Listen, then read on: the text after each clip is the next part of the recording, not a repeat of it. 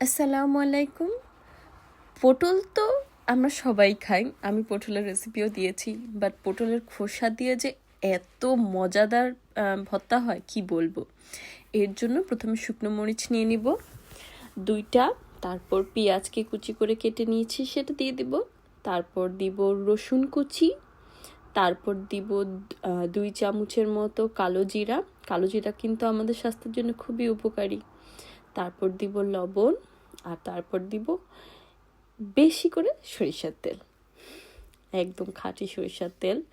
আর এই যে আমি পটলের খোসাগুলো একদম ধুয়ে পরিষ্কার করে রেখেছি। তো এবার চুলাটাকে আমি জ্বালিয়ে দিব, তো সবগুলোকে একসাথে ভাজতে থাকবো। এই উপাদানগুলো রেডি করতে যা টাইম, কিন্তু ভর্তা হতে কিন্তু বেশি একটা টাইম লাগবে না।